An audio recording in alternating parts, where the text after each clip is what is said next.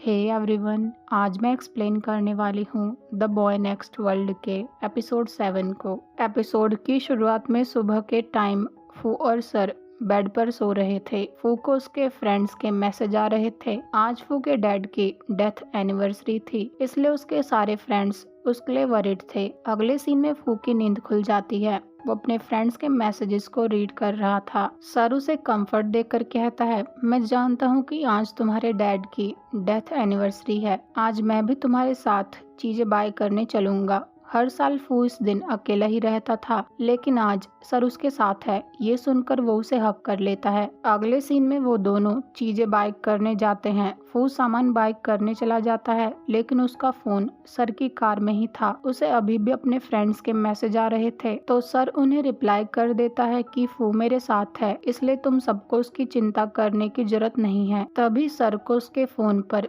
जिनका मैसेज आता है। मैसेज में उसने लिखा था कि हमारे बीच हुई डील को मत भूलना। तब तक फू भी वापस आ गया था। वो सर को उसके साथ चलने के लिए बोलता है, जहां वो दोनों ऑटो में जा रहे थे। सर की हालत तो पूरी तरह खराब हो गई थी। फू उसे ये बोलकर टीज करने लगता है कि तुम ऑटो में से उड़ नहीं जाओगे, जो तुमने हैंडल को इतना टाइटली पकड़ा हुआ है। लेकिन सर तो डर के मारे उस हैंडल को छोड़ने का नाम ही नहीं ले रहा था। इसके बाद फू अपने डैड को ऑफरिंग्स देने के लिए बहुत सारी चीजें बाय करता है। सर पहली बार इतने क्राउडेड एरिया में शॉपिंग करने आया था, तो बेचारे को स्वेटिंग होने लगती है। उसकी ऐसी हालत देखकर फू उसे नूडल्स की शॉप में नूडल्स खिलाने ले जाता है। फू सर से पूछता है, क्या तुम थक गए हो? सर मना करता है, तो फू से बताता है कि ये शॉप मेरे डैड की फेवरेट नूडल शॉप थी। जब वो बीमार थे तब भी वो इस शॉप के नूडल्स खाना चाहते थे। ये सुनकर सर उससे पूछता है, क्या तुम हर साल अकेले ही ये सब कुछ करते हो? तो फू कहता है, जब मैं हाई स्कूल में था उसी टाइम पर मेरे डैड इस दुनिया से चले गए थे। उनके मरने के बाद मेरी मॉम शायद ही कभी थाईलैंड आती थी। मेरी 2 आंट्स हैं। मेरी दूसरी आंट की फैमिली है, तो मैंने अपनी पहली आंट के साथ रहने का डिसाइड किया, और जब मैं यूनिवर्सिटी में आ गया तब से मैंने अकेले ही ये सब कुछ हैंडल करने का डिसाइड किया। उसके बाद से ही मुझे अपने डैड की डेथ एनिवर्सरी पर जल्दी उठकर उनके फेवरेट स्नैक्स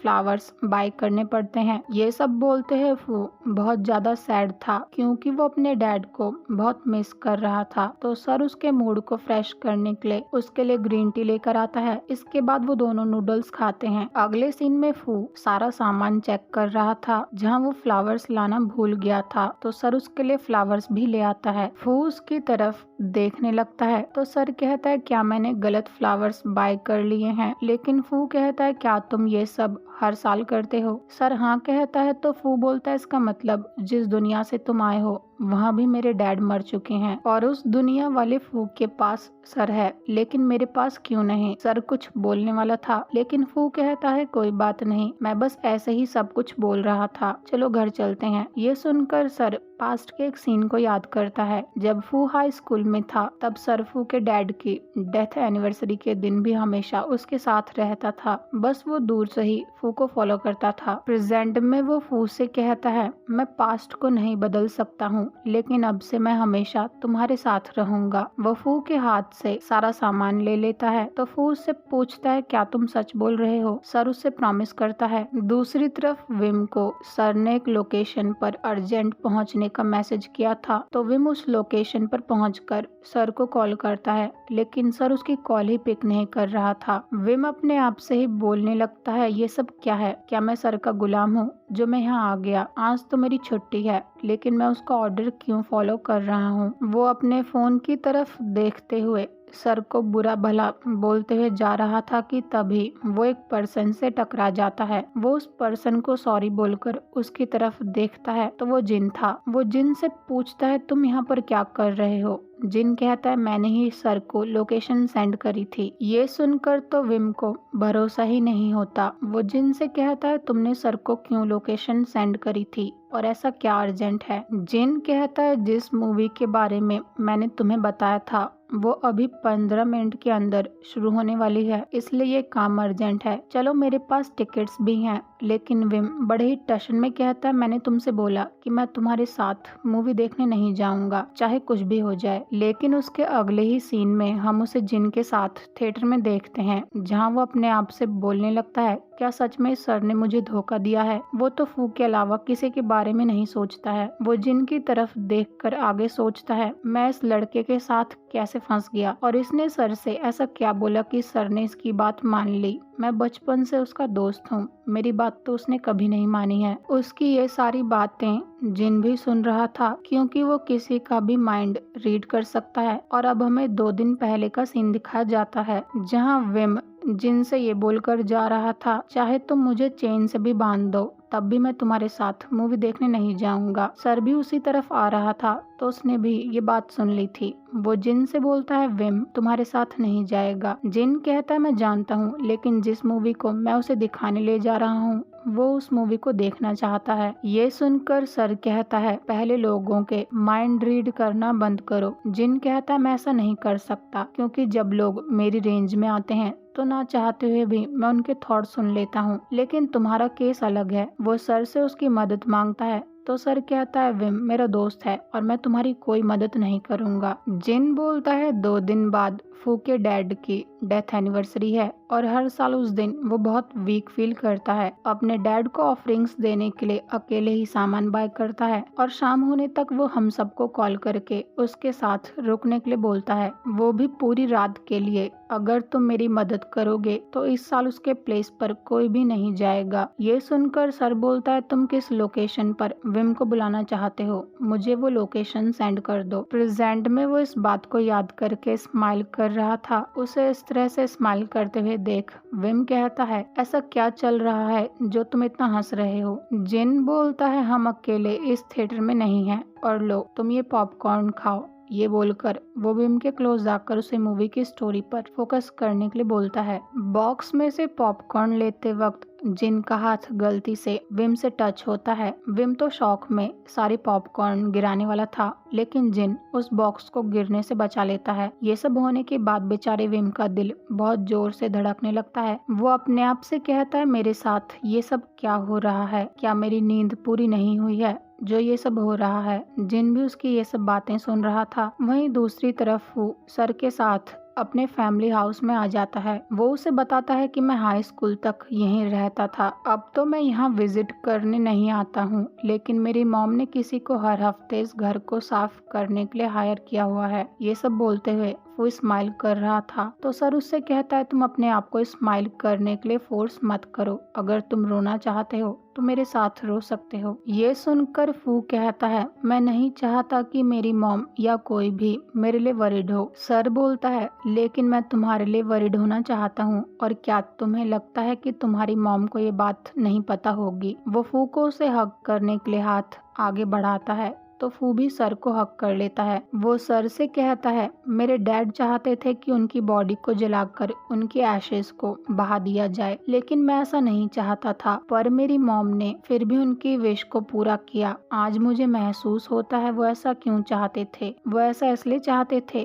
ताकि मॉम और मैं मूव ऑन कर पाएं। मैं जानता हूँ कि मॉम रो रही होंगी और मैं भी बहुत सैड हूँ। हर साल एक बार भी ऐसा नहीं हुआ जिस दिन मैंने उन्हें मिस ना किया हो, लेकिन मैं अपने डैड के लिए स्माइल करूंगा। सर उसे कंसोल कर रहा था, तब तक फू का कजन थॉर्न कार से वहां आ जाता है। वो फू से पूछता है, तुम यहाँ क्यों खड़े हो और ये लड़का कौन है? फू कुछ बोलता उससे पहले ही ये सीन यहीं पर कट हो जाता है। अगले सीन में हम फू को उसके डैड को ऑफरिंग्स देते हुए देखते हैं, जहां वो अपने कजन से पूछता है, आप यहाँ कैसे आए? थॉर्न कहता है, मॉम ने मुझे तुम्हारे लिए फूड देने के लिए भेजा है। वो तुम्हारे लिए वरिड हैं, इसलिए मैं तुम्हें चेक करने आया हूँ। मुझे लगा कि तुम अकेले होंगे। ये सुनकर फू सर से कहता है, ये मेरे कजन ब्रदर थॉर्न है, जो मेरी दूसरी आंट के बेटे हैं। वो थॉर्न से बोलता है, ये सर हैं जो मेरी यूनिवर्सिटी में सीनियर हैं। वो आगे कुछ बोलता उससे पहले ही सर थॉर्न से कहता है, मैं फू का बॉयफ्रेंड भी हूँ। थॉर्न फू की तरफ देखकर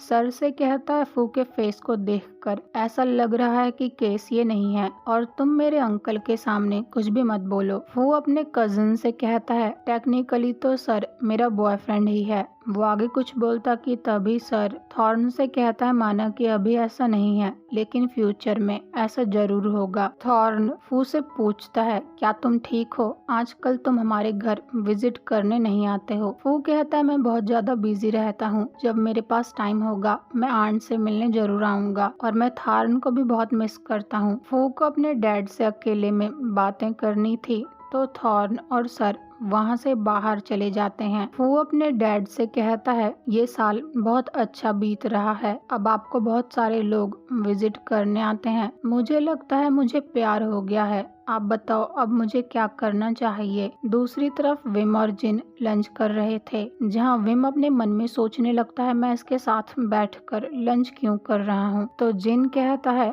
मूवी के बाद खाना खाने की ही टर्न आती है और तुमने सुबह से कुछ भी नहीं खाया है, राइट। ये सुनकर विम बोलता है क्या तुम मेरा माइंड रीड कर सकते हो, तो जिन स्माइल करके कहता है ये तो तुम्हारे फेस पर लिखा हुआ है और अब हम दोनों को लड़ना बंद कर देना चाहिए क्योंकि मैंने ऐसा कुछ भी नहीं किया है जिससे तुम अपसेट हो। विम बोलता है इतना सब कुछ करने के बाद तुम ये बोल रहे हो, जब भी हम मिलते हैं तुम हमेशा मुझे गुस्सा दिलाते हो, मैंने तुम्हारे साथ अच्छा बिहेव करने की कोशिश करी लेकिन तुमने कभी भी मुझसे ठीक से बात नहीं करी है, कभी तुम बिना कुछ बोले चले जाते हो और कभी कुछ ना कुछ नॉनसेंस बोलकर चले जाते हो, मुझे ये सब कुछ बिल्कुल पसंद नहीं है। इतना सब कुछ सुनकर जिन कहता है अगर मैं तुम्हें सब कुछ साफ साफ बता दूं तो क्या तुम मुझे लाइक करोगे। विम कहता है ये कैसा लॉजिक है, तो जिन बोलता है अगर मैं तुम्हें बता दूं कि आज तुम मेरे साथ यहाँ कैसे आए तो क्या तुम दोबारा मेरे साथ मूवी देखने चलोगे। विम कहता है क्या तुम मेरे साथ मैस कर रहे हो, तो जिन उसे बताता है कि मैंने सर से डील करी थी कि अगर आज उसने तुम्हें मेरे साथ मूवी देखने के लिए भेज दिया तो उसे और फू को कोई भी परेशान नहीं करेगा। ये सुनकर विम सीधे सर को कॉल करता है क्योंकि उसे जिन की बात पर भरोसा नहीं था, लेकिन सर उसका कॉल पिक करने के बाद कहता है मैंने सच में तुम्हारा यूज किया है।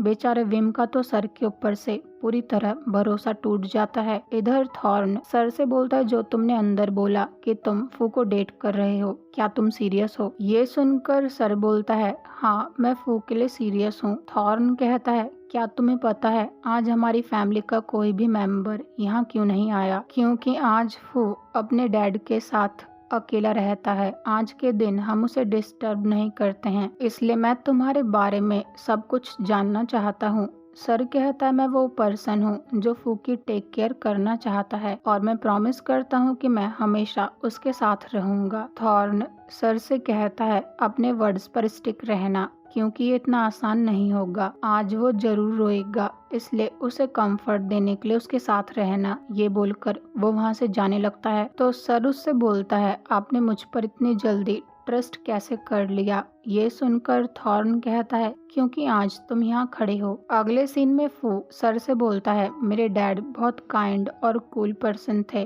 वो मुझसे सबसे ज्यादा प्यार करते थे, मैं और मेरी मॉम उन्हें कभी नहीं भूलेंगे, उनकी यादें हमेशा हमारे साथ हैं, वो बहुत ही ज्यादा सैड था। तो सर कहता है तुमने सही बोला, तुम्हारे डैड तुम्हें सबसे ज्यादा प्यार करते थे और मैं भी तुमसे बहुत प्यार करता हूँ। वो फू के डैड को अपने बारे में बताता है जहाँ वो कहता है मेरा नाम सर है और हाई स्कूल से ही मैं फू का सीनियर हूँ, अगर मैं फू से नहीं मिलता तो मेरी लाइफ का कोई पर्पस नहीं होता। फू पहला पर्सन है जिसने मुझे मेरी लाइफ का पर्पस दिया और अब से मैं ही उसकी टेक केयर करूँगा। मैं इतना अच्छा पर्सन तो नहीं हूँ लेकिन मैं एक बात जरूर कह सकता हूँ कि मैं उससे बहुत ज्यादा प्यार करता हूँ और कभी उसे अकेले छोड़कर नहीं जाऊंगा। वो फू को आई लव यू बोलकर हग कर लेता है। रात को विम जिन के साथ वापस आ रहा था जहाँ जिन उससे पूछता है अगली मूवी हम कब देखने जा रहे हैं, तो विम कहता है क्या तुम डेफ हो, मैंने तुमसे बोला कि अब मैं तुम्हारे साथ कहीं नहीं जाऊंगा और आज मैंने तुम्हें कुछ नहीं बोला लेकिन मंडे को मैं सर को छोड़ूंगा नहीं। वो बस बोले ही जा रहा था